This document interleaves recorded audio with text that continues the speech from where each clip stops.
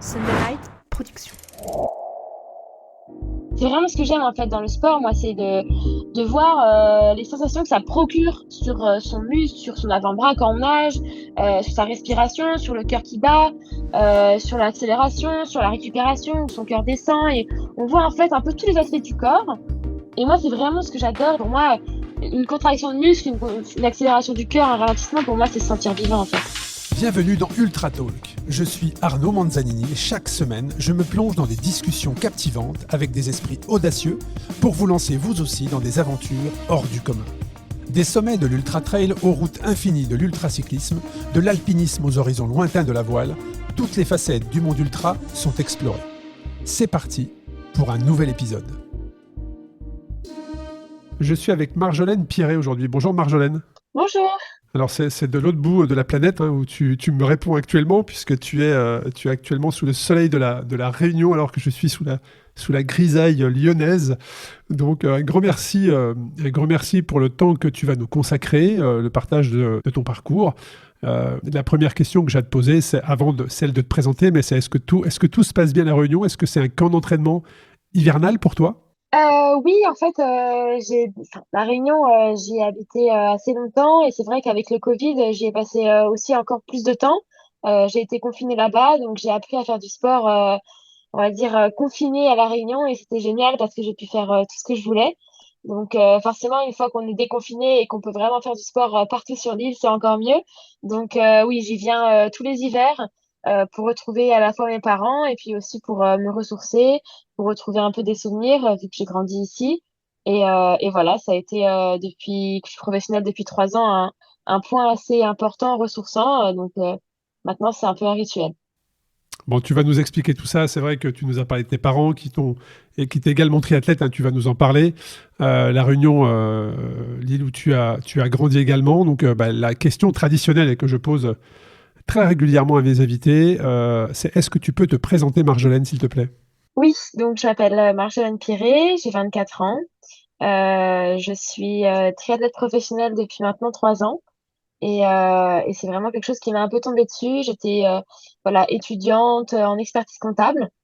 Et je suis rémoise née à Reims. J'ai déménagé à l'âge de 10 ans. Et j'ai fait toute ma scolarité à l'île de la Réunion. Donc, c'est vraiment là où j'ai tous mes souvenirs. Voilà, toute l'adolescence a été faite ici. Donc, tous mes copains qui sont toujours actuellement mes amis. Enfin, je veux dire vraiment tout, c'est fait en fait à la Réunion. J'ai plus des souvenirs de vraiment toute petite quand j'allais au ski ou des choses un peu vagues, mais vraiment tous les autres souvenirs sont à la Réunion. Et, euh, et donc, je suis partie en métropole après mes études, après mon bac pour faire mes études, pardon. Et c'est vrai que j'étais quand même dans une super ville, j'étais à Aix-en-Provence. Et c'est là que j'ai vraiment découvert le triathlon. Moi, à la base, je viens de la gymnastique, j'en ai fait beaucoup. C'était un peu compliqué à La Réunion parce que je devais faire 2 heures de route pour aller faire de la gymnastique parce que j'étais en sport-études et il y avait qu'un seul club en sport-études. Donc c'est vrai que petit à petit, bon, mes parents en avaient un peu marre de faire les routiers. Tu m'étonnes. Ouais, non, et puis ça se passait bien. Je faisais les crosses du collège à cette époque, ça se passait bien. Et je me suis dit, bah, pourquoi pas faire de la course à pied. Mon père est un triathlète, voilà, il adore ça, il adore les compétitions. Et en fait, il me poussait tout le temps à vouloir faire, il me faisait faire du triathlon. Et moi, je détestais ça. J'aimais pas du tout, j'avais pas les tenues adaptées, je connaissais personne. Enfin, c'était pour moi un milieu vraiment différent du mien et je me sentais pas bien du tout dans ce milieu-là. Donc, j'ai toujours réussi à esquiver comme je le pouvais. Je faisais croire que j'étais malade. Enfin, vraiment, j'avais pas du tout. Et une fois que je suis arrivée en métropole, eh bien, je me suis licenciée dans un club d'athlétisme à Aix-en-Provence. C'est là où j'ai rencontré beaucoup d'amis, que je me suis créé voilà, beaucoup de liens assez forts avec des gens qui sont, on va dire, comme nous, qui ont envie, après le travail, de s'évader, d'aller courir. C'est vrai que je trouve qu'il y a deux catégories dans le monde. Il y a ceux qui ont envie voilà, d'aller s'évader, courir, et il y a ceux qui ont envie de rentrer chez eux et se poser. Et moi, du coup, je me suis fait vraiment des amis avec des atomes crochus directement dans les clubs de sport. Et je me suis aussi licenciée dans un club de triathlon. Et ça m'a permis de commencer petit à petit à faire vraiment les trois sports. Et aussi, bah, les week-ends passaient beaucoup plus vite parce que tous mes copains, eux, rentraient chez leurs parents qui habitaient aux alentours. Et moi, c'était un peu impossible de rentrer. Donc, ça faisait passer le temps aussi beaucoup plus vite. Et c'est comme ça vraiment que je me suis mise au triathlon. Ah, c'est intéressant, c'est intéressant. J'ai noté pendant que tu te présentais justement quelques questions sur lesquelles je vais rebondir pendant notre conversation. Donc en tout cas, moi, sache que je suis, Marjolaine, ravi de t'avoir sur le podcast. Ça fait 2 ans que je te cours après, c'est un petit peu le cas de dire pour le triathlon, mais ça fait 2 ans que je t'avais envoyé les premières invitations. Et puis je ne sais pas si tu te souviens, mais il y a 2 ans, à peu près 2 ans ou 2 ans et demi, parce que le podcast existe depuis 6 ans maintenant.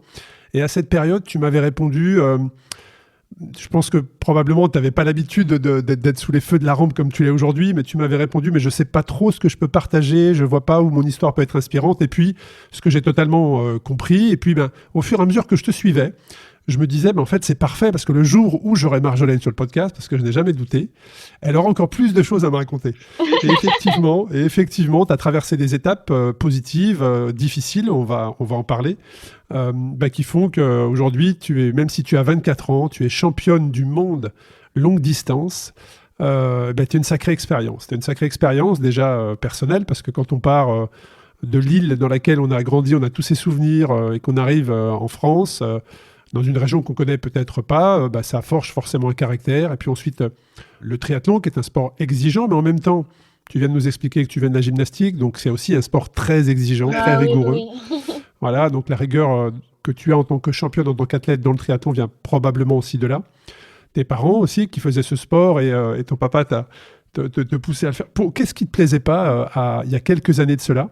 Qu'est-ce qui te plaisait pas? Pourquoi est-ce que tu trouvais à chaque fois des excuses pour ne pas participer à des épreuves de triathlon? C'était quoi le point bloquant? C'est vraiment que alors, c'était quand j'étais petite, donc on va dire j'avais enfin petite. J'avais 14 ans et c'était les aquathlons en 2 manches. Donc on faisait une manche, on avait une pause de 10 minutes et on refaisait une manche.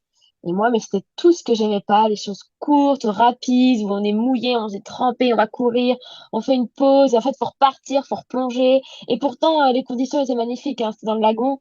Donc vraiment, enfin, j'avais tout pour aimer et c'était super. Enfin, mon père, voilà, il me forçait pas non plus à faire quelque chose d'horrible. Mais c'est vrai que j'aimais pas du tout l'ambiance. Tout le monde avait les mêmes trifonctions. Et en fait, moi, j'étais là avec un maillot de bain. Enfin, j'avais l'impression d'être un intrus et c'était horrible. Je connaissais personne. J'étais pas entraînée. Et en fait, j'aimais pas du tout venir sur une compétition où j'étais pas préparée et pas entraînée, quoi. On va dire que je faisais que de la course à pied. J'arrivais là, je nageais jamais. Et c'était ma seule natation de l'année. Enfin, mon père, il comprenait pas que j'aimais pas venir comme ça, un peu tout feu tout flamme sur les événements, même il y avait rien, mais j'ai toujours aimé quand je faisais quelque chose préparer et me projeter, en fait. Et là, c'était tout sauf possible. Et c'est vraiment ça qui me donnait pas du tout envie de faire du triathlon. Ça doit probablement aussi être ta formation scolaire, hein, c'est-à-dire comptable, gestion. C'est vrai qu'on est dans des choses qui sont assez pragmatiques. Ouais, je suis Tout doit très être bien. carrée. Voilà, ça doit être très carré, forcément. Donc voilà, c'était intéressant de comprendre un petit peu ça. Donc effectivement, tu arrives en France, tu es à Aix-en-Provence. À ce moment-là, tu n'as jamais fait de triathlon, un peu d'athlétisme dans ce que j'ai pu voir dans différentes interviews ou différents articles sur ton parcours. Donc là, tu prends la première licence et puis derrière, bon, bah, on sait ce qui va se passer quelques années plus tard parce que là, la période de laquelle on parle, c'est pas il y a 10 ans, c'est il y a quoi? Il y a 6, 7 ans, pas plus. C'est bien ça? À Aix-en-Provence? Oui. Ouais, il y a même pas, ouais, 6 ans, 5, 6 ans plutôt. Ouais. Ouais, 5, 6 ans. Donc voilà, voilà, donc ça veut dire que Marjolaine, il y a 5, 6 ans, découvre le triathlon et devient 5 ans plus tard championne du monde longue distance. Est-ce que c'est un petit peu pour ça que tu nous dis ça m'est tombé dessus? C'est que à aucun moment tu as eu une envie de carrière. C'est vraiment les résultats qui se sont accélérés, qui t'ont amené à devenir triathlète professionnel et championne du monde. Ça n'a jamais été un plan de carrière pour toi? Absolument pas. Moi, le sport, c'était vraiment un échappatoire. J'avais besoin de faire du sport. Je suis quelqu'un qui est très dynamique, qui a besoin de bouger. Et qui, voilà, j'ai fait de la gym pendant 8 ans à haut niveau. Et en fait, en faisant de la gym, on perçoit en fait tous les moindres détails de son corps. Voilà, on a les pointes de pied qui doivent être parfaites. Enfin, vraiment, j'avais une maîtrise de mon corps qui était très, très pointue. Et c'est ça que j'aimais dans le sport. C'était vraiment maîtriser chaque fait et geste que je faisais, voilà, comprendre chaque muscle et à quoi il servait. Enfin, voilà, c'était vraiment tout ça qui me plaisait et c'est pour ça que j'adorais faire du sport. C'était vraiment pour me libérer l'esprit, pour bouger. Mais j'adorais aussi, c'est pour ça que j'ai choisi l'expertise comptable et pas des études dans le sport comme STAPS.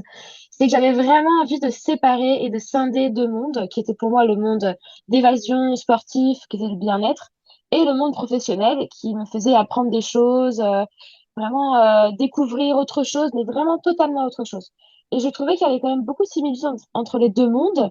Et j'aimais bien, en fait, avoir voilà, une sorte de panel de personnes et de compétences aussi. Parce qu'au final, quand on est dans un club de sport et quand on est dans un cabinet d'expertise comptable, c'est vraiment deux types de... Enfin, c'est un peu caricatural, mais il y a vraiment deux types de Clairement. personnes très différentes.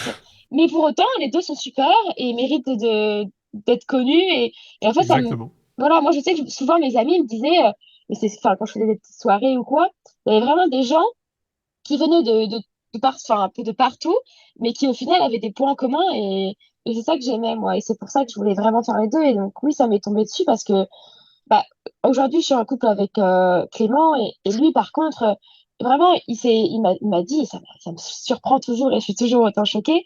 Lui, petit, il voulait être triathlète professionnel. Ça, c'est un truc, mais moi, je me dis, mais comment on peut savoir que ça existe? Enfin, moi, je me dis, pour moi, c'était un sport, c'est pas un métier. Oui, je voyais des JO, oui, voilà, comme tout le monde, souvent les gens répondent, j'avais vu ça à la télé aux JO et je voulais être à leur place. Mais pour moi, ces gens-là, ils n'existaient pas dans la vraie vie, c'était des autres personnes, je sais pas trop comment l'expliquer. Mais pour moi, oui, j'ai adoré regarder les JO. Je me levais super tôt. Je me souviens des JO à Pékin. Je me levais hyper tôt pour regarder tous les sports et j'adorais regarder. Et pour moi, c'est des gens que j'admirais. Je faisais aussi du sport, donc je me retrouvais on va dire, dans les sports et dans les performances. Je voyais à peu près ce que ça représentait, mais jamais je voulais être à leur place. Ouais, c'est intéressant, c'est très intéressant parce que là on parle de 5 années, hein, une accélération de 5 années qui t'amène à ce titre de championne du monde, mais pendant ces 5 années, il faut pas oublier qu'il y a les années Covid, donc il n'y avait pas autant d'épreuves que maintenant, il n'y avait pas autant d'épreuves qu'une année classique, donc est-ce que ces années comptent ou pas, je ne sais pas, mais en tout cas voilà, c'était intéressant de positionner ton état d'esprit, déjà d'où tu viens, ton parcours, donc là on comprend beaucoup mieux, ensuite l'état d'esprit et la relation avec le triathlon, puisque les triathlètes, alors moi c'est pas un domaine que je pratique, puisque je nage comme une enclume, mais disons que je regarde, je rencontre, je discute. Moi, je viens du cyclisme longue distance, et quand on a des triathlètes qui arrivent sur les épreuves que j'organise, ce qu'on se rend compte, c'est que ce sont des gens qui sont hyper pointus dans leur préparation, dans leur matériel, beaucoup plus d'ailleurs que des cyclistes ultra-distance qui pratiquent depuis des années. L'approche et la relation à la performance et au matériel est totalement différente. Et là, tu es en train de nous expliquer que bah, toi, tu arrives, toi, tu veux juste te faire plaisir, juste occuper un peu tes week-ends, aller passer des moments avec des amis, et puis on se retrouve championne du monde. Alors, moi, la question que je vais te poser, c'est à quel moment. Donc, le triathlon, déjà, on a un peu compris quelle approche tu avais, comment tu as pratiqué. Maintenant, à quel moment tu montes sur la longue distance? À quel moment tu te dis, bon, peut-être qu'on va aller. Alors, là, dans tout ce que je te décris, Marjolaine, je passe bien évidemment ton palmarès. Hein, ton palmarès, il sera mis dans les notes de l'épisode. On ne va pas revenir sur chacune des victoires. Mais ce que je veux juste comprendre, c'est le parcours. C'est-à-dire à quel moment tu te dis, bon, voilà, là, le triathlon, ok, maintenant on va aller sur la longue distance. Non, mais c'est rien. Je rebondis aussi sur ce que tu as dit au début. Moi, c'est vrai que les podcasts, oui, au début, voilà, il y a des podcasts qui me demandaient. Et c'est mon troisième parce que pour moi, j'ai pas envie juste de, voilà, qu'on énumère mon palmarès. Enfin, je trouve que ça sert à rien. C'est inutile. Et moi, ce que je souhaite, c'est vraiment juste partager mon expérience et expliquer et avoir, on va dire, une sorte de thématique qui peut aider les gens. Donc, c'est pour ça que j'avais fait sur d'autres sujets un peu sport santé. Et c'est bien de passer, et c'est rare, ça, souvent. En plus, c'est un peu gênant, on remet un peu tout ce qu'on a fait. Bon, je veux dire, voilà, je suis normale et je veux dire, c'est bien. Je préfère au contraire qu'on fasse des podcasts comme ça. Donc, non, en fait, c'est allé extrêmement vite dans le sens où je me suis même retrouvée avec un peu de vie. J'étais étudiante en expertise comptable et avec le Covid, c'était tout en distanciel. Donc, en fait, c'était génial pour moi parce qu'à l'île de la Réunion, c'était un décalage horaire. Donc, j'avais les cours de 11 heures à 20 heures et ça me permettait de m'entraîner le matin. Du coup, à La Réunion, on s'entraîne le matin parce qu'il fait super chaud. On se lève très très tôt, c'est un peu en décalage avec la France, mais voilà, 5 heures, on peut être debout, il y a le soleil et puis c'est normal, quoi. Donc finalement, j'avais des journées qui étaient très très remplies. Donc je me levais le matin, je m'entraînais, j'avais un rythme hyper huilé, c'était parfait. Il y avait un entraînement le matin, voire deux, j'allais nager dans le lagon. Et en fait, après, bah, j'allais en cours. Donc, j'avais vraiment eu ma partie sport. Et après, à 11 heures, hop, je m'asseyais et jusqu'à 20 heures, je travaillais. Et en fait, voilà, j'ai enchaîné comme ça les jours, les semaines, les mois. Et puis, quand il y a eu le déconfinement et qu'il n'y a plus de distanciel et qu'on est revenu en présentiel, eh ben là, ça a été compliqué de tout caler parce que je me suis retrouvée avec des journées classiques de 8h, 18 heures à l'école en présentiel.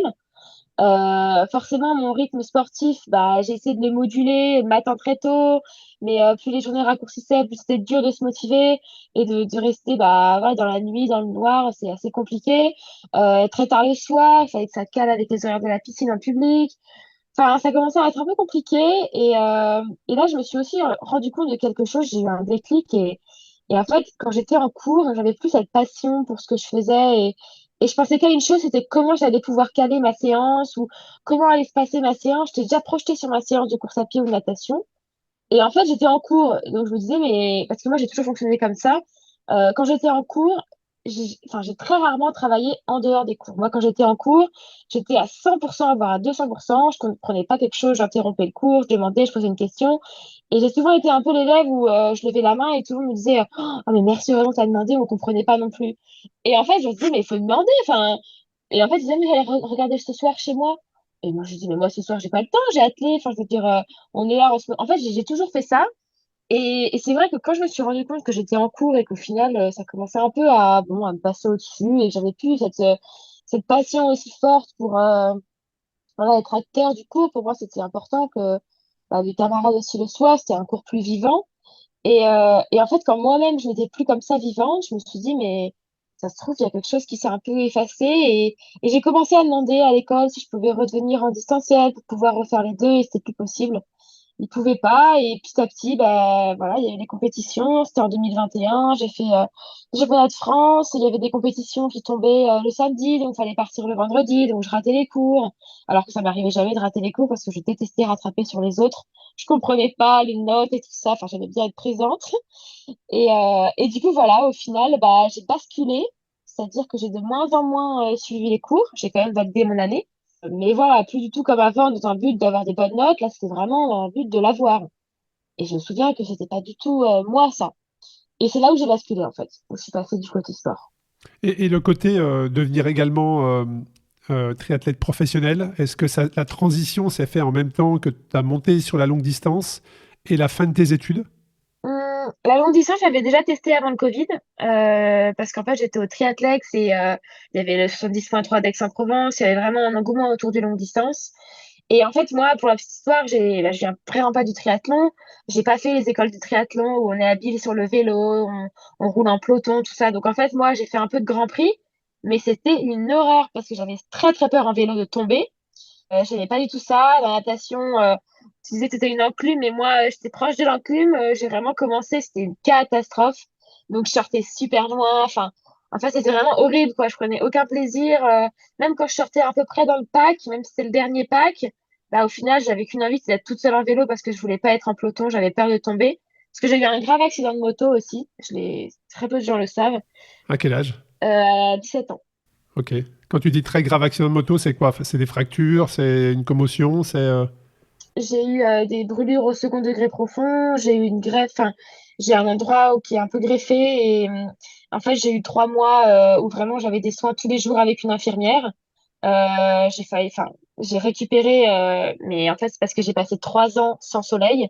Donc, j'allais voilà, à l'extérieur avec des leggings longs, je mettais de la crème pour les personnes qui avaient des cancers de la peau.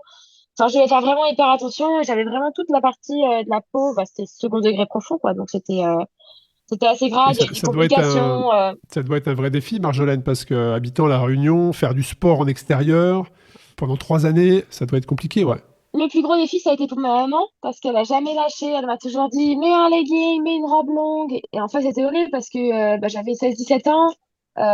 C'était en seconde. Et en fait, bah, seconde, première, terminale, bon, c'est un peu les années Ouais, où je vois bien. en robe un peu courte, t'as envie de mettre un short, enfin, voilà. Et moi, bah, je pouvais pas. Et puis au début, c'était pas possible. C'était tellement moche que c'était tout brûlé, quoi. Enfin, c'était horrible. Et en fait, j'ai encore des cicatrices. Là, les gens ne voient pas trop. Mais j'ai très, très bien récupéré parce que ma Tu as mère encore des cicatrices m'a parce que rabâché toi, tout sans arrêt. tu as des cicatrices parce que toi, tu le sais, tu les vois, mais pour le grand public, probablement que ça passe, ça passe inaperçu, Ouais, de par justement le fait que tu les protégé, ouais. ouais, la plus grosse, c'est sur le ventre. Donc, on la voit enfin, on la voit quasiment pas. Mais il y a du goudron encore, enfin, sous ma peau, du coup, qui est pas parti. Tu as dit que c'est en moto, donc c'est une brûlure due à un contact avec le pot d'échappement, par exemple, ou le moteur, ou c'est vraiment une brûlure d'avoir glissé sur le goudron? Ouais, en fait, j'étais avec une moto, donc c'était la mienne, parce que j'avais moi, c'est pareil, toutes les filles avaient un scooter, moi, je voulais une moto, je trouve que c'était plus stylé, on s'embêtait, enfin, c'était moins... Enfin, voilà, il y avait des vitesses, c'était sympa. Et en fait, bah, un jour, je rentre de la plage, ils venaient d'installer des filets anti-requins à La Réunion, donc on pouvait se baigner un peu partout, à Boucan, il y avait des super vagues, et c'était trop, trop bien. Et en fait, j'avais pas le droit de sortir, donc mon papa me dit, t'es où? Reviens vite à la maison. Non, mais j'ai juste fait une petite course. Et du coup, je suis partie de la plage super vite en short et en t-shirt. Et j'ai foncé sur la route. Il y avait un dodan que je n'ai pas vu avec la réverbération du soleil. En fait, pour moi, la route était plate. Et en fait, j'ai guidonné. J'étais à 80. Je fais un vol Ah, plané. c'est clair. J'ai râpé le goudron sur 20-25 mètres. Parce que je repasse très, très, très, très peu sur l'endroit de l'accident. Ah, Et en tu fait, je me dis, m'étonnes. mais comment j'ai pu arriver là? Enfin, je veux dire, j'étais là où il y a le dodan et je suis arrivée ici.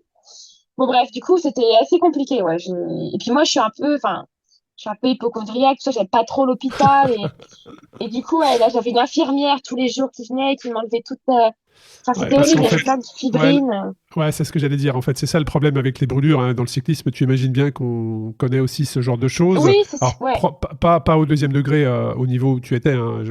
Je sais pas ce que je veux dire, mais effectivement, cette fibrine, euh, en fait, il faut vraiment l'enlever à chaque fois. Pour les gens qui sont brûlés, qui Oui, veulent pas se soigner au début et qui se disent non, mais je vais faire moi-même avec ce que j'ai à la maison. À compter du ouais. moment où vous voyez sur votre plaie une petite peau blanchâtre qui arrive, ça va être compliqué pour vous. Ça va être compliqué pour vous. Donc là, il faut une infirmière, très clairement. Donc au début, Et tu te ça dis, peut c'est pas durer trop longtemps. Hein. profond, Ouais. parce qu'il y a la fibrine, en fait. Ouais, Mais mais alors, ça n'a quand rien elle à voir, arrive avec sa effectivement. Ouais, compresse et qu'elle c'est ça. appuie et qu'elle enlève toute la fibrine, et là, tu vois le trou. Et quand tu as un trou au niveau de la hanche, tu dis, ah ouais, comment ça va se reboucher, ce truc-là? Et au Exactement. final, bah, Moi plus ça avance. je connais la fibrine. Je raconte une petite anecdote. Donc après, il y a probablement des auditeurs qui vont m'envoyer des petits messages en me disant que je ramène un peu trop ma fraise, mais je partage quand même mon expérience. Je partage mon expérience. Moi, ça avait arrivé il y a 4 ans à peu près. Alors moi, c'était pas du tout en moto. C'était, je dépliais mon home trainer parce que je voulais faire une séance d'home trainer à la maison. Et en fait, en dépliant une des lamelles, cette lamelle est venue scalper mon tibia. C'est-à-dire qu'elle est venue vraiment frotter sur mon tibia et elle a scalpé mon tibia. Donc au début, tu te dis, ah, c'est une éraflure. Tu vois, c'est juste une éraflure. Donc tu mets un pansement, puis tu vois qu'effectivement, bah, ta cheville, elle commence à enfler et ça s'est infecté. Et après, tu vois la fibrine. Et effectivement, depuis, j'ai vraiment une très grosse marque sur le tibia. Alors ça fait pas comme un grand brûlé, hein, parce que j'étais pas grand brûlé, mais au niveau de la fibrine, on pense que c'est pas grand chose et en fait, je l'ai probablement mal soigné et j'aurais une marque comme une carte bancaire sur ma cheville, probablement toute ma vie. Et c'est vrai que la fibrine, c'est vraiment le truc qu'il faut absolument enlever par un professionnel, par un infirmier ou par une infirmière. Et c'est tous les jours, effectivement. C'est pas une fois par semaine. C'est tous les jours. Tous les jours. Donc, elle venait et je me disais, ah, c'est pas mal là. Ça va, c'est bien bouché. Et au final, elle arrivait, Au final, c'était elle enlevait tout. hyper Ouais. douloureux. C'était horrible. Et elle enlevait tout, mais je me souviens, je l'insultais parce que j'avais tellement mal, elle appuyait, et puis, oh. Et en fait, ouais, ben là, quand elle enlève tout, mais j'étais à la limite de tomber dans les pommes parce que je voyais enfin, ma peau hyper profonde par rapport à l'autre peau. Enfin, je veux dire, il y avait un décalage en fait. Et je me disais, mais comment Ouais, ça va se clairement. reconstruire?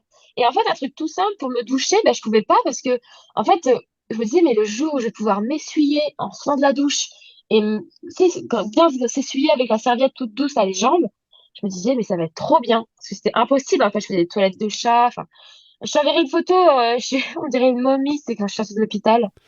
Ah, c'est sûr que tomber à 80 km/h à moto, en short et débardeur, oui, Ouais, non, forcément, non, forcément, forcément. j'ai fait une très grosse Bon, erreur, mais ouais, ouais, un non. moment difficile, difficile pour toi et marquant et traumatisant, mais probablement dans ce moment-là, tu as cherché, ou en tout cas, tu as récupéré de l'énergie des années après. Et puis pour revenir sur le triathlon, tu expliquais tout à l'heure que tu aimes bien comprendre, notamment en gymnastique, tu aimais bien comprendre le mouvement, le rôle de chaque muscle. Est-ce que tu as utilisé cette curiosité dans le sport dans lequel tu es championne du monde, le triathlon longue distance? Est-ce que tu as utilisé cette curiosité pour comprendre ta pénétration dans l'air, le positionnement de tes mains, de tes poignets, ton coup de pédale, ta position sur le vélo, peut-être même tes foulées, euh, la cadence de tes bras en natation? Est-ce que tu as eu cette même curiosité que tu avais en gymnastique pour le triathlon? Très bonne question. Franchement, je dirais oui et non. Sur certains points que tu décrivais, oui. C'est-à-dire que quand je cours, voilà, sur des séances, je sais ce sur quoi il faut que je me concentre pour passer telle ou telle séance. Il y a vraiment des parasites qui vont être, enfin, qui vont empêcher parfois que j'arrive à passer des séances. Et plus j'ai fait des séances, plus je me suis dit, OK, ça c'est important, ça l'est pas. Donc, c'est vraiment des choses, ouais, clairement qui m'ont fait que la gym, voilà, j'ai gardé de la gymnastique. Mais après, comme j'étais encore au début du triathlon dans mes études, c'était assez compliqué. C'était plus une évasion. Et en fait, le volume de mes entraînements commençait à augmenter, augmenter. Et du coup, j'avais plus enfin, j'étais un peu sur une fatigue, un peu, bah, du coup, est-ce que le sport, c'est une évasion ou est-ce qu'il faut quand même que je réfléchisse? Du coup, il y a des fois, non, je réfléchissais pas du tout. Je ne réfléchissais pas du tout, pardon. Et, euh, et en fait, c'est mon entraîneur, Yves, qui m'a amené ça, mais hyper progressivement. C'est vrai que ça c'est, enfin, même lui, il me dit, bon, je devrais pas te le dire, Marjolaine, mais je sais pas comment t'en es arrivé là avec ce que je te donne, parce qu'il me dit, moi, je pensais jamais que ça allait aussi bien fonctionner, ou du moins rapidement. Et en fait, moi, le souci que j'ai eu, c'est que bah, j'avais comme ça un peu ces deux vies. Et en fait, petit à petit, bah, le sport a commencé à être une sorte d'addiction et de routine. Et en fait, je dis addiction parce que je me suis épuisée par le sport, parce que je mangeais pas assez, en fait. Et On va en parler de ça. On va en parler, Marjolaine, parce que j'ai eu écho, effectivement, j'ai suivi ton parcours. Et puis, comme je te suis depuis déjà un moment sur les réseaux, comme des milliers de personnes, on voit la transformation physique.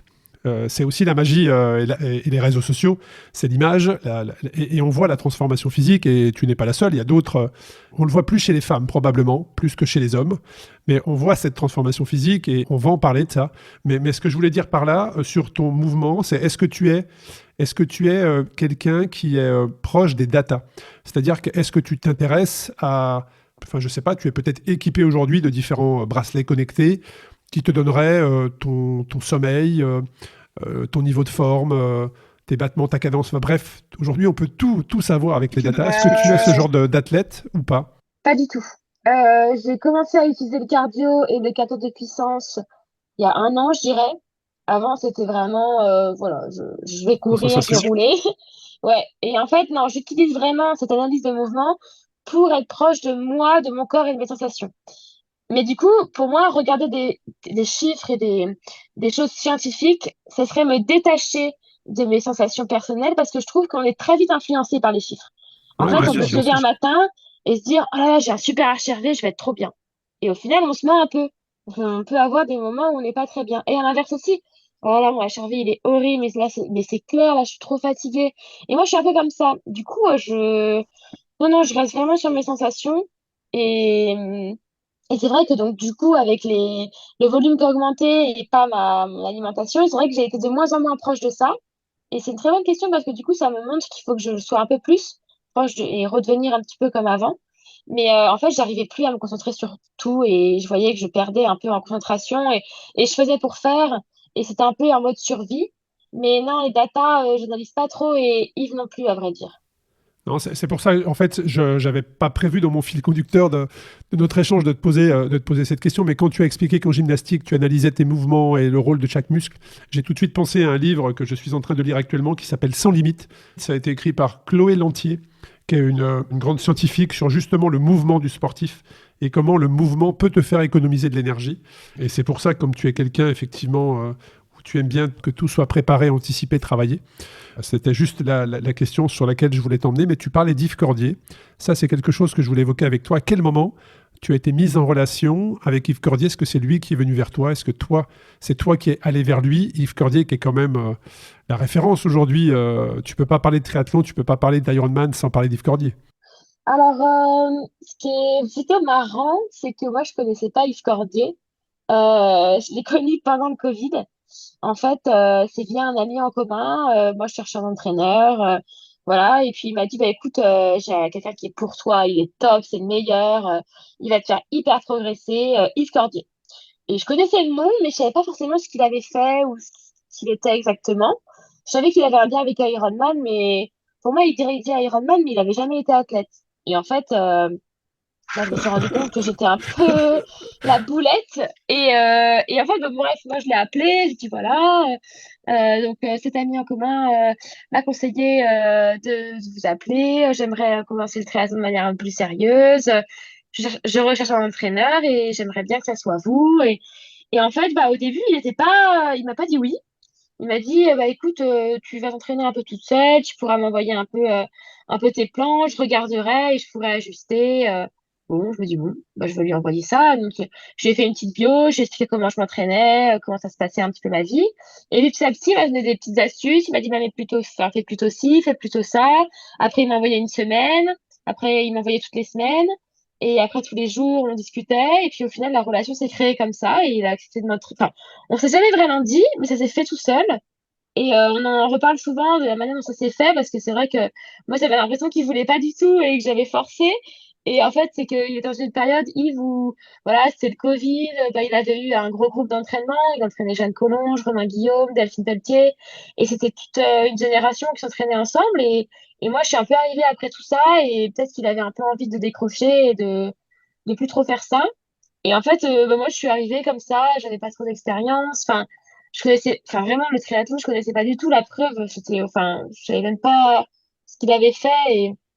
Et en fait, on s'est vu à Nice parce que je déménageais à Nice. En fait, j'ai changé entre Aix-en-Provence et Nice parce que je voulais vraiment, comme je disais, me mettre plus au triathlon. Et je trouvais qu'à Nice, il y avait vraiment une ferveur pour le triathlon. Enfin, le 70.3 de Nice, il y avait vraiment quelque chose, en fait, dans Ouais, il cette se passe ville un qui était truc. pour moi Ouais, il se très passe un athlétique. truc, très clairement, très clairement. Quand tu parles de cette période, Marjolaine, tu dis j'avais vraiment envie de me mettre au triathlon. Euh, Là, tu n'as pas encore le statut, enfin, tu n'es pas encore athlète pro. Tu es toujours en Non, études pas du ou là, tout. est-ce que, voilà, on est encore en amont là. Ouais, ouais, je suis en études et quand je suis dans mes cours, je pense qu'à faire du sport. Et c'est là où j'ai eu ce déclic et je me suis dit, mince, Ok, pourquoi j'ai plus cette passion enfin, pour l'école, quoi. intéressant. Donc là, on est il y a quelques années, on est il y a 3 ans, 2, 3 ans. Oui, Donc 3 ans, c'est ça. c'est rien en fait. Quand tu mets ça à l'échelle d'une carrière et que tu deviens championne du monde quelques mois plus tard, c'est assez incroyable. Et justement, donc là, je fais volontairement un petit coup d'accélérateur. C'est ces championnats du monde. Est-ce qu'à un moment donné, Yves Cordier, ton entraîneur ou ton entourage, à un moment donné, t'ont dit, Marjolaine, tu peux être championne du monde, ou est-ce qu'à nouveau pour toi, ça a été une surprise? Moi, je suis allée vraiment dans le but de faire un Ironman. Et comme la distance était entre un half et un Ironman, on s'était dit que c'était parfait pour tester un petit peu et faire un petit pas et non un grand pas pour moi, parce qu'entre l'half et le full. Et en fait, voilà, je suis vraiment allée comme ça. C'était une sélection de l'équipe de France. Pour moi, c'est très important. J'adore courir sur l'équipe de France, sous les couleurs. Il y a vraiment, c'est un peu la seule compétition pour ceux qui font du long qui peut se faire avec un cadre technique. Enfin, on est accompagné. C'est toujours une bonne ambiance. On a un kiné. C'est très pro, très carré. Donc forcément, j'aime bien. Et en fait, non, avec qui, voilà, on y allait. Enfin, il m'a entraîné pour ça.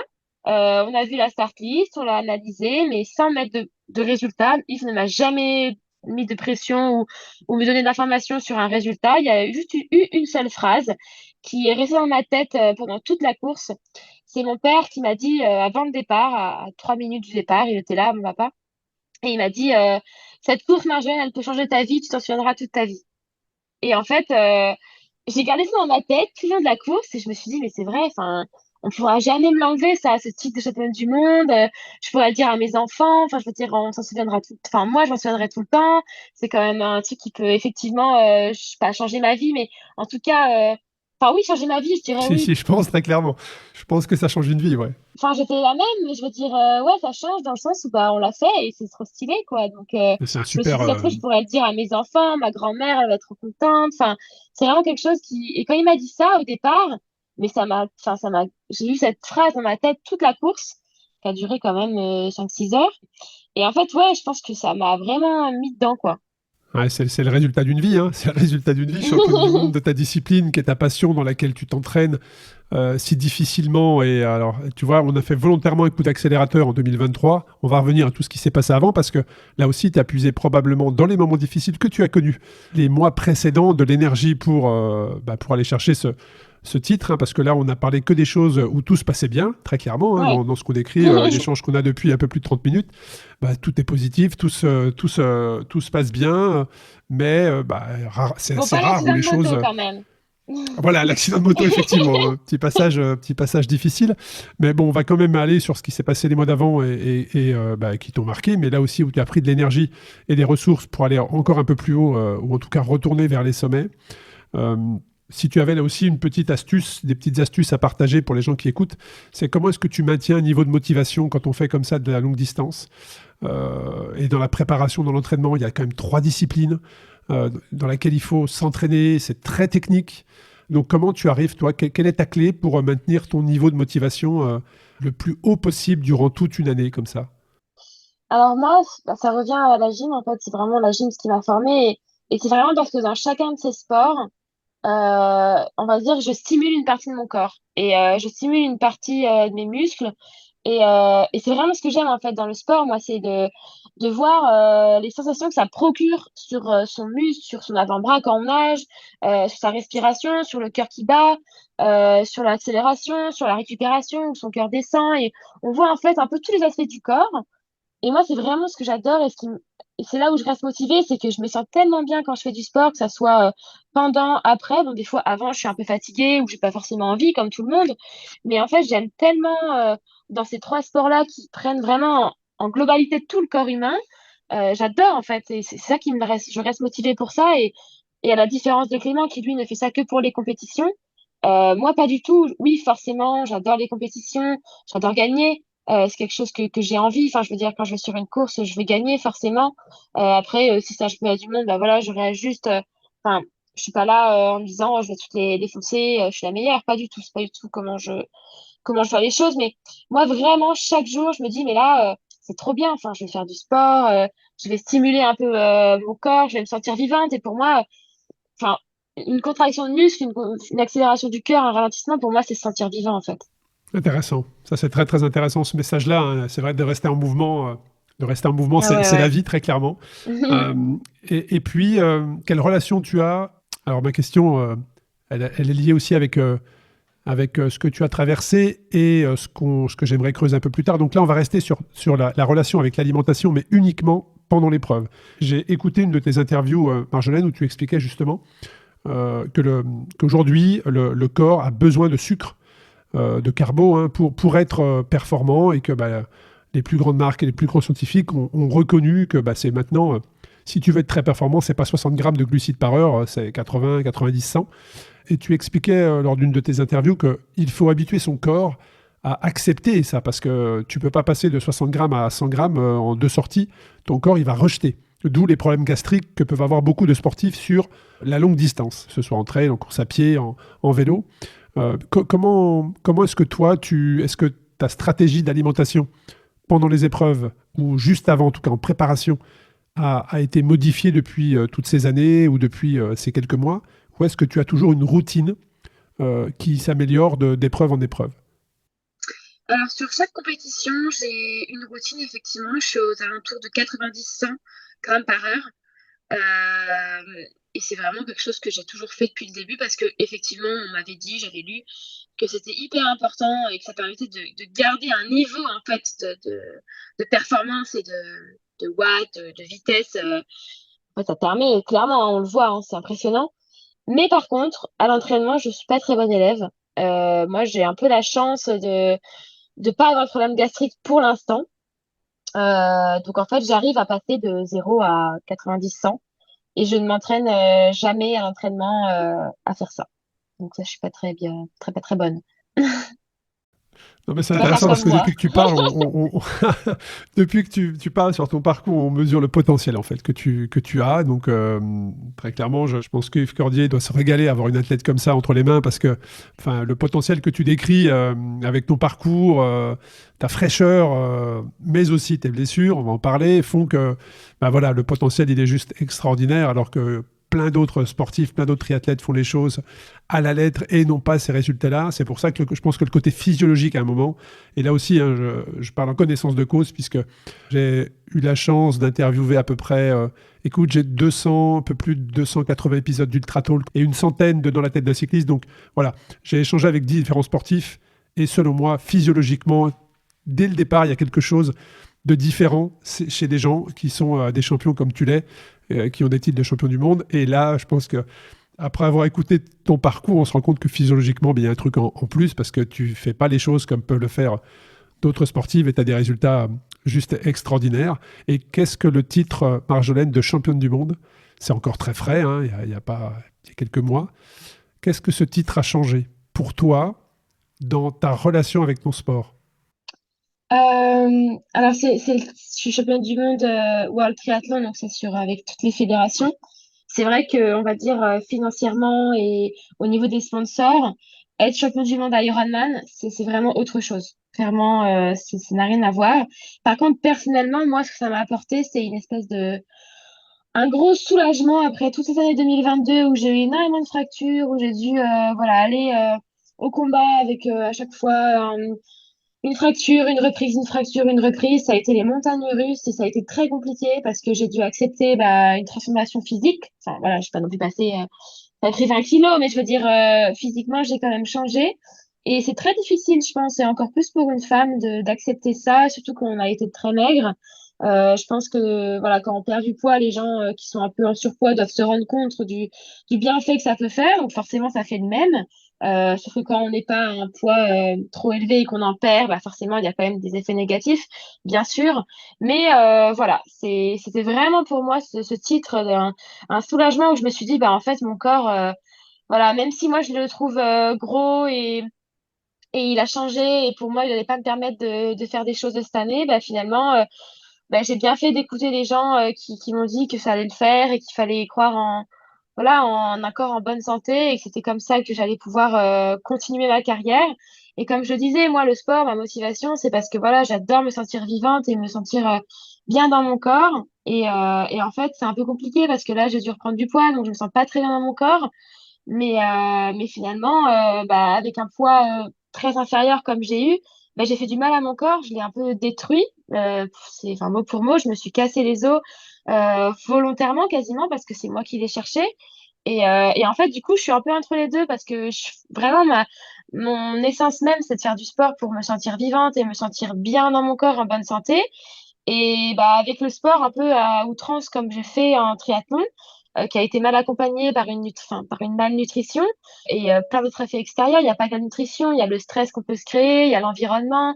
Moi, comme je le disais, le triathlon, c'est un environnement qui est extrêmement particulier. Faut faire très attention, hein. Moi, je sais que voilà, le triathlon, j'en fais, j'aime les compétitions, mais avec Clément, avec ma famille et même avec Yves, voilà, on s'entraîne, on adore le sport, mais on n'est pas branché sur une chaîne triathlon tout le temps, quoi. Oh, c'est intéressant. C'est intéressant. Donc, c'est vrai que ça a probablement changé beaucoup de choses. Ça fait également passerelle avec le sujet que je voulais évoquer avec toi, mais c'est vrai que ça a changé beaucoup de choses. Tu l'as dit au niveau des revenus financiers, un titre, ce statut de sportif professionnel démarre qu'on a vu également, si on suit ton feed sur les réseaux sociaux, on voit bien que le matériel est beaucoup plus performant. Donc là aussi, si tu aimes le sport, forcément, avec un vélo dernière génération en chrono, ça va forcément plus vite dès le moindre coup de pédale que les vélos que tu as pu avoir par le passé qui n'étaient pas, pour le coup, typés contre la montre. Je pense notamment à ton superbe Cipollini rose. Voilà, Oui, mon petite premier vélo, parenthèse, c'est vrai c'est que mon papa, ouais, qui voilà, me l'avait acheté. c'est vrai qu'aujourd'hui le matériel, même si c'est le sportif qui pédale, le matériel permet quand même d'avoir une performance beaucoup plus importante. Et puis tu as dû être encadré aujourd'hui, hein. Moi, je suis pas du tout sur le matériel, ouais, c'est vraiment parce que je suis avec Clément et que bon, il s'est un peu mis, mais lui non plus, il était pas trop dessus. Moi, mon vélo, je me le suis acheté. C'est Yves qui m'a dit, voilà, il faut que tu investisses. C'est vraiment lui qui m'a donné un peu les déclics. Il m'a dit, voilà, là, il faut que tu en achètes un. Il faut que tu aies un chrono, ça va t'aider. Bon, bah, je l'ai acheté. Effectivement, oui, ça aide forcément par rapport à un vélo de route. Là, je vais pas dire le contraire. Mais c'est vrai que les matériels, voilà, enfin, je veux dire, je suis pas hyper pointilleuse. Je sais que ça fait énormément de gains à l'aérodynamisme, mais pour dire, j'ai jamais fait de test en soufflerie, j'ai jamais cherché à Oui, gagner c'est des ce que je disais watts. tout à D'ailleurs, l'heure. j'ai appris Le les watts. potentiel est là. C'est ce que je disais tout à l'heure. Le potentiel est là. Mais tu viendras probablement un jour, hein. Tu vas apprendre effectivement, si ça fait un an que tu as une ceinture cardio, que tu travailles les watts, quand tu vas comprendre le fonctionnement, voilà, ça va envoyer des watts, c'est le cas de dire. Et puis, j'aimerais bien qu'on fasse cette parenthèse sur 2022, où là, on parle du titre de champion du monde, de ta progression. Ah, donc, il y a eu l'accident, effectivement, mais depuis, les choses se sont bien enclenchées pour toi. Mais il y a eu effectivement une année 2022 très compliquée, où tu as introduit un peu le sujet, hein, où tu expliquais que tu avais maltraité ton corps. Alors moi, c'est ce que je disais, je te suis depuis déjà quelques temps, et puis on voit cette transformation physique, on le voit, un état de maigreur très, très avancé. Donc quand on suit un petit peu et quand on comprend un peu le fonctionnement, on sait qu'à un moment donné, ça va être compliqué. Et puis, bah, tu l'as dit, 4 fractures en 7 mois, une relation avec je sais pas si on peut dire le corps ou le poids du corps qui est conflictuel, où on culpabilise beaucoup si on mange un peu et qu'on ne va pas s'entraîner. On ne mange pas si on ne s'entraîne pas. Et puis, bah, il y a des bilans sanguins qui sont d'un seul coup qui apparaissent mauvais, une aménorrhée qui est révélée.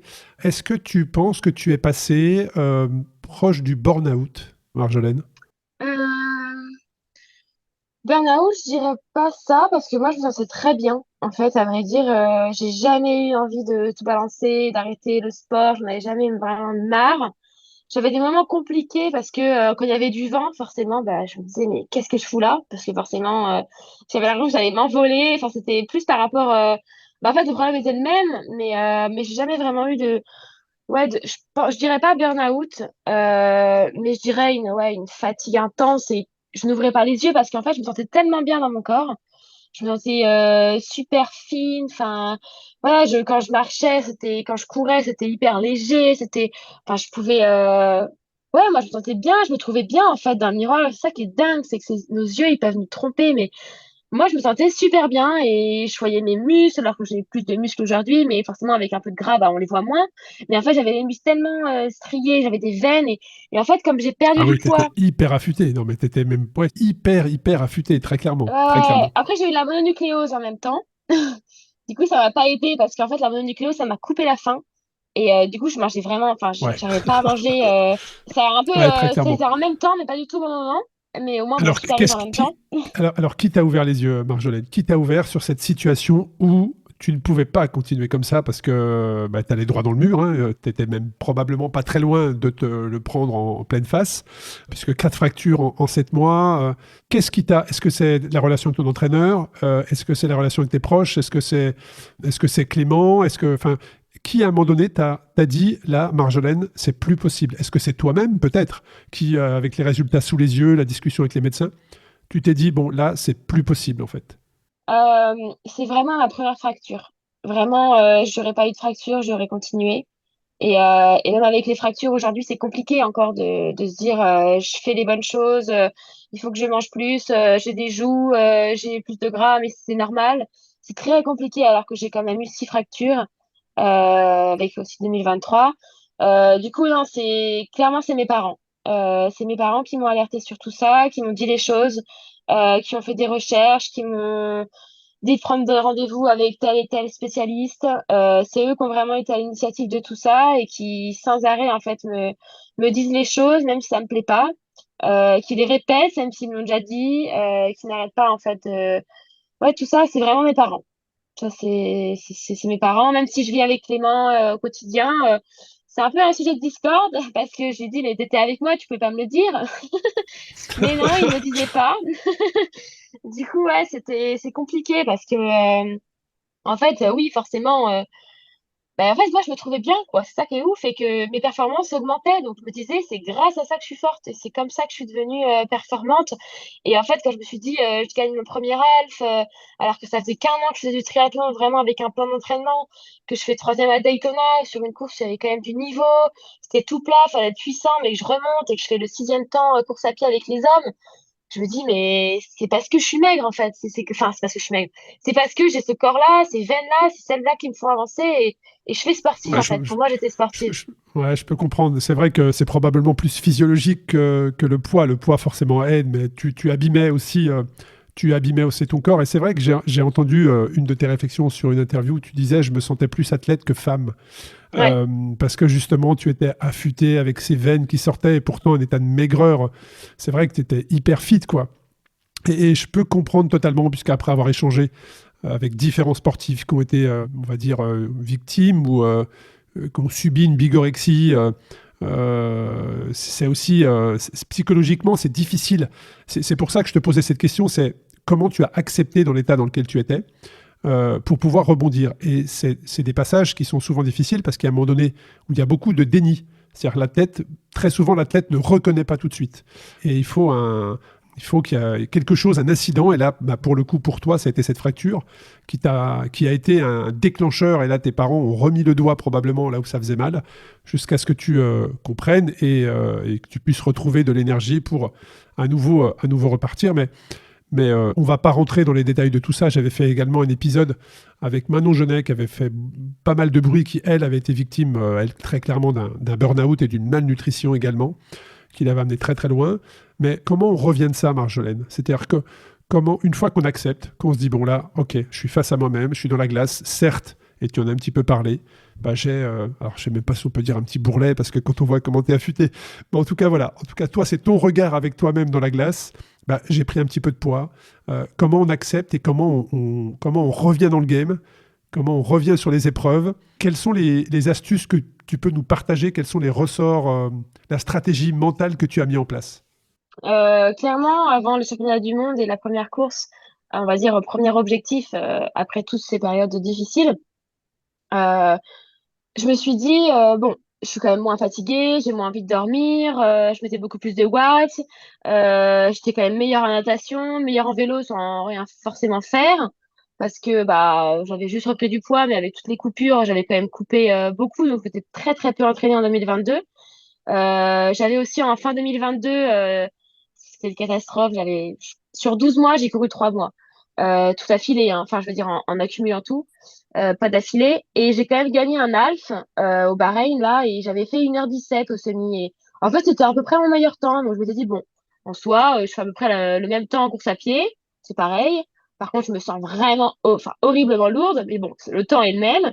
En vélo, je suis mieux. En natation, je suis mieux. Et dans la vie de tous les jours, je suis mieux. Bon, bah, pourquoi pas continuer là-dessus. Et de toute façon, je ne veux plus abîmer mon corps et je ne veux plus me fracturer les os parce que c'est pas parce que je suis tombée et que je me suis cassé quelque chose. Non, c'est comme ça, ton corps il te lâche, du jour au lendemain, t'as une douleur, tu fais un IRM et bam, c'est cassé.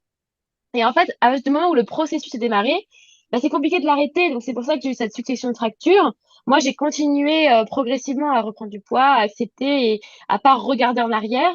Mais en fait, le processus c'est parti quoi. Et t'as des fractures qui arrivent et tu peux rien faire. Donc en fait, je pense aussi qu'il faut pas se remettre en question à chaque fois. Faut aller de l'avant, faut avancer.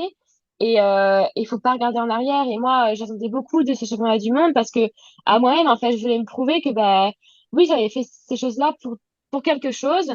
Et cette année, oui, c'est encore compliqué parce que là, à l'heure où je te parle, j'ai un œdème osseux qui est revenu, donc je suis encore à l'arrêt. Et c'est compliqué parce que je me dis, mais j'ai quand même repris énormément de poids, je fais attention, et voilà, j'essaie de progresser et de revenir à la normale, mais c'est tellement compliqué de contrebalancer tous ces moments où j'ai été affûtée. Enfin, affûtée, c'est même pas affûtée, c'était ouais, hyper maigre. Et en fait, c'est très très compliqué, mais les championnats du monde m'ont aidé. Je me dis aussi que j'ai fait un Ironman et j'aurais jamais pu tenir la distance parce qu'un effort aussi long avec un corps que j'avais, c'était impossible. Et même si là, bah, je suis encore arrêtée, bah, c'est pas grave, j'ai déjà eu ça, donc on peut faire quand même des choses. Et puis de toute façon, le problème reste le même, c'est que le corps est fatigué. Donc je me dis que j'écoute mon corps et de toute façon, voilà, si je peux pas m'entraîner maintenant, bah je le ferai plus tard et ça m'a pas empêché de faire championne du monde avec très très peu de d'entraînement et avec une année 2022 où j'ai très très peu couru. Parce qu'on dit tous, il faut faire un hiver, il faut construire un socle. Alors oui, forcément, c'est important, mais voilà, si ça marche pas et si on est blessé, bah ça sert à rien de Ouais, forcer. quand t'as pas le J'ai choix, quand même quand t'as réussi. pas le choix, tu peux pas, Ouais, ouais. c'est ça. Mais c'est vrai que bah, tous ces moments-là t'ont permis de revenir. Mais il y a aussi, tu parlais de temps, de watts, et pourtant tu te sentais lourd. Donc, ce qui veut probablement dire aussi une nouvelle relation avec ton corps. Parce qu'effectivement, si tu as, je sais pas, t'as quoi, 1 ou 2 kilos en plus, ta foulée est peut-être différente, les appuis sont différents. En fait, de ce que tu décris, moi, enfin, c'est ce qui me vient en tête, c'est qu'une question de sensation, en fait. Parce que tu l'as dit, tu cours quasiment dans tes meilleurs temps, tes watts sont meilleurs. Si tu prends vraiment purement les chiffres, ben, tout va dans la bonne direction. Mais par contre, c'est probablement un nouveau dialogue à avoir avec toi-même, des nouvelles sensations qu'il va falloir apprivoiser pour bah, continuer à aller dans la bonne direction. Mais Après, ah, moi, c'était pas 1 ou 2 kilos, hein, j'ai pris 8, 9 kilos. ouais, mais Donc, c'est un faut les exemple, mais porter, hein. c'est- mais c'était probablement ce dont ton corps avait besoin pour ce fameux rapport poids-puissance et te sentir bien. La preuve, hein, derrière, il y a un titre de championne du monde, donc tu sais, c'est un peu les faits, quoi. C'est factuel, les résultats sont là. Donc, mais en tout cas, voilà, je peux comprendre cette guerre interne, ce dialogue interne de culpabilité et de relation avec la nourriture qui est terrible, qui est difficile. Voilà, c'est pour ça que parfois il y a du déni, il y a de l'acceptation, puis il y a cette petite voix intérieure qui est bienveillante, puis qui est contrecarrée par cette petite voix qui est malveillante. Et c'est voilà, l'alimentation, le rapport en tout cas à l'alimentation, le sport de haut niveau, parfois c'est une vraie guerre de dialogue interne, et c'est pour ça que l'entourage c'est important en fait. Voilà, c'est hyper important pour aller dans la bonne direction. Ça a été compliqué parce qu'en fait, je me privais pas d'aliments. Je réduisais, entre guillemets, juste les glucides. Donc, ça se voyait pas vraiment, en fait. C'était compliqué de le voir. Et en fait, je mangeais en volume alimentaire des choses assez denses. Donc, j'avais mon estomac qui était rempli. Du coup, j'avais l'impression d'avoir trop mangé. Donc, pour moi, bah, j'avais bien mangé, quoi. Oui, il y avait l'effet de satiété qui était là. Ouais, et à l'entraînement, je me nourrissais pas parce que, bah, c'est bon, j'ai fait 3 heures, je suis pas en hypo, regarde, je suis bien encore. Donc, j'en prenais pas, en fait, du sucre. Mais en fait, les séances s'accumulent, et puis j'étais quand même encore bien, et en fait, petit à petit, bah, tu t'essouffles. Et c'est pour ça que ça a été compliqué de me voir pour mes proches, vraiment qui étaient là tout le temps, comme Clément et comme Yves, parce que pour eux, bah, j'allais bien, je faisais des séances, tout se passait bien. Je sortais de table, enfin, j'avais trop mangé, je disais, ah, mais regarde mon ventre, il est énorme, j'ai trop mangé. Mais c'est que mon volume alimentaire était tellement gros que forcément, Ouais, c'est intéressant ce que tu partages. C'est intéressant. On va revenir sur des choses beaucoup plus positives. Parle-nous de cette expérience aux US avec ce PTO, où tu expliquais que tu as fait des temps un peu records à Daytona. Ça doit être dingue. Ça doit être dingue. Donc là, je pose je pose le micro, le casque de podcasteur. Là, c'est le passionné de sport qui va te parler. Ça doit juste être dingue de vivre ces moments-là. Quel que soit le résultat. Après, tu as performé, c'est génial, mais sans parler de résultat, juste d'être ici, enfin d'être là-bas plutôt, à Daytona, avec les meilleurs sportifs de ta discipline au monde. Waouh, ça doit être génial de vivre ça. oui, toutes les courses PTO, enfin, il y a eu Milwaukee, il y a eu Dallas, il y a eu Edmonton aussi, il y a eu Ibiza, enfin, c'est des courses, déjà, tu vois ouais, les meilleurs de la discipline, donc, tu vois comment l'excellence est. Moi qui arrive là un peu comme un cheveu sur Le la top soupe, niveau, ouais.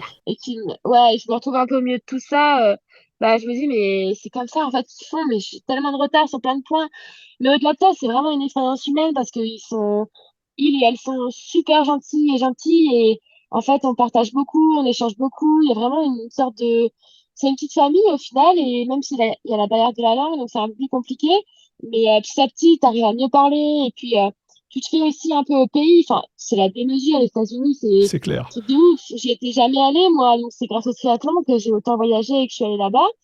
Et en fait, tout est énorme, que ce soit, je sais pas, les bouteilles, les briques de jus, les personnes aussi, il faut le dire. Enfin, tout est gros, quoi. C'est un truc de ouf. Et les autoroutes, elles sont énormes, les panneaux, ils sont énormes. Enfin, tout est démesuré. Et ouais, c'est génial à vivre. Enfin, les gens, ils adorent le sport, tu vois, qu'ils sont à fond. Enfin, ça vit tout le temps. Les magasins sont ouverts hyper longtemps, jusqu'au 10. Enfin, c'est vraiment un autre monde, vraiment. Et c'était génial de vivre ça parce qu'on a appris plein de choses. Enfin, maintenant, quand on va aux États-Unis, on connaît un peu le magasin, enfin, le supermarché où il faut aller, alors qu'au début, enfin, c'est un peu comme en France, par exemple. Je sais pas, il y a le Carrefour, il y a le Lidl. Enfin, c'est des choses différentes. Il y a l'Aldi. Et en fait, tu t'arrives pas à te repérer et de retrouver tes produits. Et en fait, tu te rends compte qu'il faut s'adapter et que bah, c'est pas grave. Enfin, je veux dire, un paquet de pâtes, même si c'est pas le même que tu achètes chez toi, enfin, en fait, c'est plein de choses au début où t'es un peu buté. Et après, tu te dis, mais allez, enfin, c'est normal, ils y vivent aussi comme nous.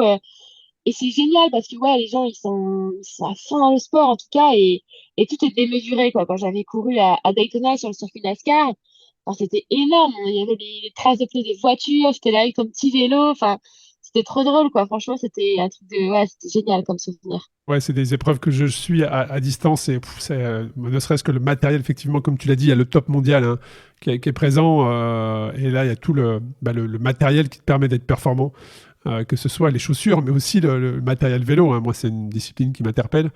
Donc forcément, voilà, c'est des moments qui sont en tout cas plaisants à vivre. Et comme tu le disais, c'est des choses que je pourrais raconter. Tu l'as dit tout à l'heure sur ton titre de championne du monde. C'est des choses que je peux raconter à ma grand-mère, à mes enfants, à mes petits-enfants, à ma famille. Bah, ça, très clairement, c'est des moments que tu partages. Et puis, si on revient sur le présent aujourd'hui, Marjolaine, quels sont les défis auxquels tu es confronté aujourd'hui en tant qu'athlète? Quels sont tes projets? Est-ce que tu es déjà dans l'année 2024 ou est-ce que tu restes sur cette fin d'année en 2023 et tu savoures? Non, je suis déjà sur 2024. C'est vrai que je savoure souvent la finish line d'une compétition, le lendemain et la semaine qui suit. Mais après, c'est vrai que je bascule tout de suite sur l'après. Et c'est vrai que j'ai vraiment vu à Kona avec Clément l'engouement qu'il y a autour de l'Ironman.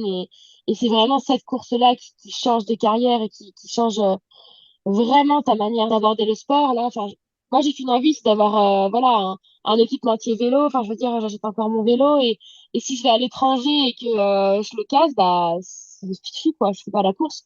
Donc, j'ai vraiment envie de me professionnaliser, vraiment, d'intégrer des marques. Et c'est vrai que c'est compliqué encore, parce que les résultats doivent être encore un peu plus hauts et plus durables. Donc, c'est vrai que voilà, quand on fait quelque chose, on se dit c'est bon, j'ai fait un petit championnat du monde, mais oui, mais c'est pas sur l'Ironman. Oui, mais ça fait, tu l'as fait qu'une fois, il faut perdurer, ça fait que 2 ans que tu es sur le circuit. Donc, en fait, il faut continuer. Et moi, là, j'ai vraiment qu'une hâte, c'est d'être en septembre à Nice, parce que ce sera sur un Ironman, j'en ai fait qu'un seul, et c'est quand même une distance où tout peut se passer. Donc, c'est bien aussi, je trouve que tout n'est jamais fin. Tout peut se passer jusqu'à la fin, et c'est sympa aussi d'avoir une journée entière pour se rattraper, parce que en fait, un Ironman, c'est un peu comme dans la vie. Il y a des moments où tu es super bien et tout se passe bien. T'as un moment où ça va pas du tout et tu te dis, mais comment je vais faire? T'as un moment où ça va pas du tout et tu sais ce que tu vas faire, donc ça revient vite. Et en fait, tu passes par tellement plein d'émotions. T'as chaud, t'as froid, t'es en hypo, t'as trop mangé, t'en peux plus des gels, t'as mal aux jambes, tu te sens trop bien, enfin, t'as tout, quoi. Et c'est un peu une petite vie, mais en une journée. Et du coup, j'ai vraiment aimé cette Ironman. Et donc, j'ai qu'une envie, c'est de faire forcément les championnats du monde, vu que c'est aussi une course importante pour avoir une sorte de déclic dans sa carrière sportive. Et en plus, c'est à Nice, là où j'habite. Donc, ça va être trop bien. Donc, moi, ça sera septembre l'année prochaine, un peu l'événement dont j'ai un peu hâte. Bon, le rendez-vous est pris. Le rendez-vous est pris. Nice, septembre 2024. On note dans nos agendas. On arrive sur la fin de l'épisode, Marjolaine. Est-ce qu'il y a un message que tu souhaiterais faire passer aux jeunes filles qui écoutent et qui rêvent de devenir sportifs, triathlètes professionnels, ou aux auditrices, aux auditeurs qui écoutent? Quel message tu voudrais faire passer aujourd'hui? Bah, j'aimerais vraiment dire aux gens et aux femmes aussi de vraiment savoir pourquoi elles font les choses et de des fois se poser, est-ce qu'on est un peu, on a l'habitude d'aller un peu vite et d'empiler les choses et d'être un peu boulimique d'activités on a tellement d'activités et de choses à faire qu'on va trop vite, mais des fois juste de se poser et de savoir pourquoi on fait ces choses-là. Et on se rend compte qu'il y a des choses qui sont pas inutiles, qu'on n'aime pas trop au final, et des choses qu'on adore et qu'on fait un peu moins. Et vraiment de savoir ce qui nous rend heureux, ce qui nous fait plaisir et pourquoi on le fait.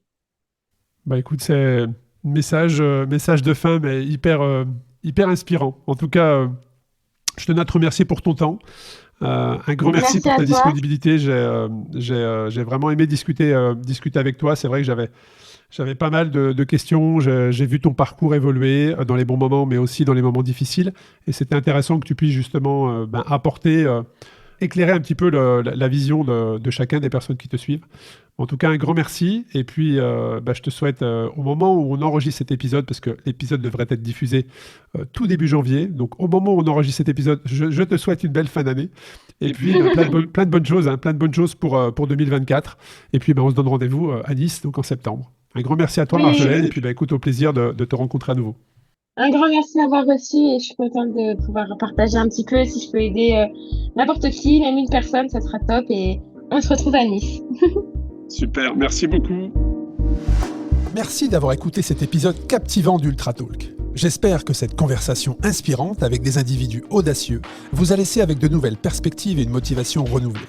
N'oubliez pas que vous aussi, vous pouvez embrasser l'extraordinaire dans votre propre vie.